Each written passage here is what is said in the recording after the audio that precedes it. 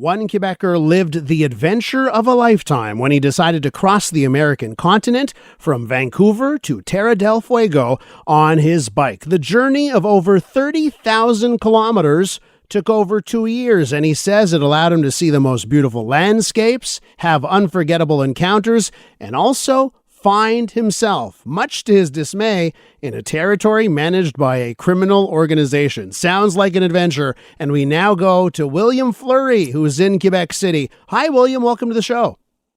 Hello, thank you. People have big dreams, and then they never do anything about it. Tell me about your big dream and how you ended up biking 30,000 kilometers. Actually, this dream became a dream a year before the trip. No, 2 years before, when COVID started, and I ended up buying a bike in Quebec, and I did my first bike trip in Gaspésie. Then I started looking at routes that were possible by bike. So first I started looking at Mexico, but then I found out that the whole three continents, North America, Central America, and South America, were all possible by bike.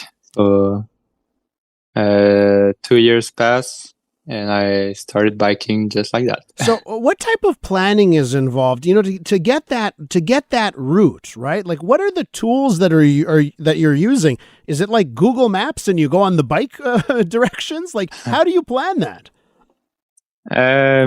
Well, in my research, I found a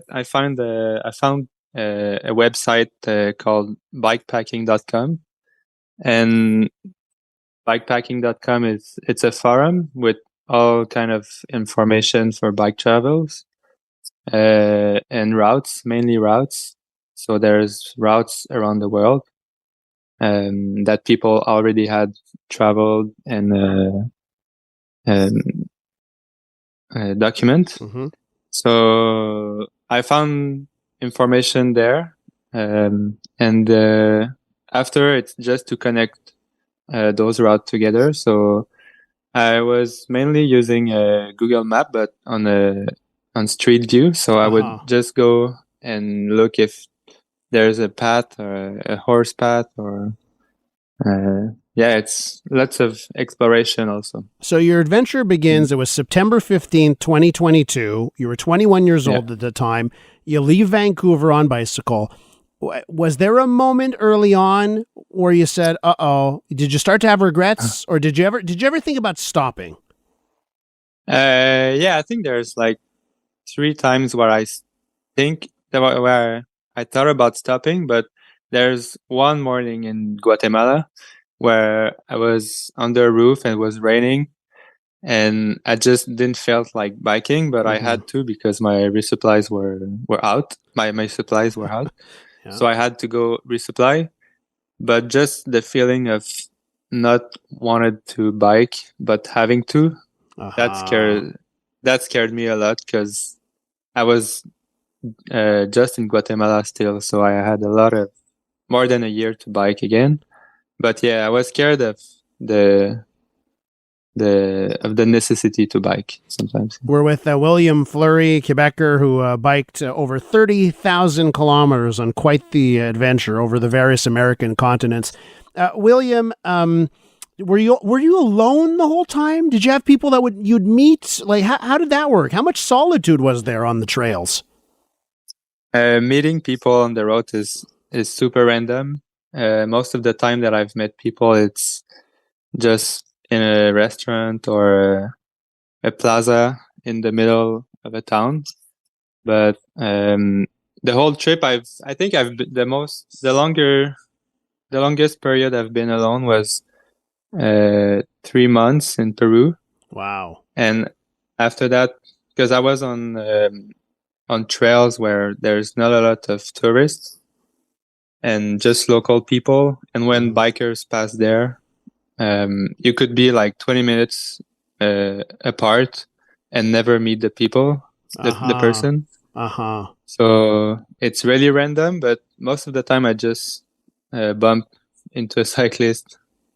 And In Argentina, I've been cycling with a girl from the Netherlands for 3 months, and Well, that sounds fantastic. Now, William, let's talk about maybe if you could paint a picture for our listeners here about the most magical moment, whether it's a scenery or an experience. What was the highlight?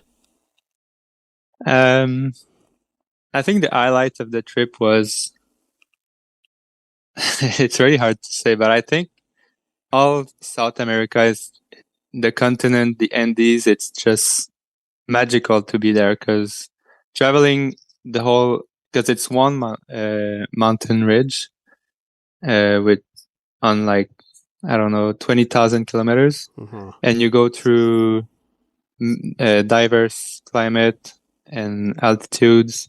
The cultures change, and every scenery is just magical. Yeah, because there's the jungle, there's the high plateau of Ecuador, then the mineral mountains of Peru, the desert in Bolivia, and then Patagonia.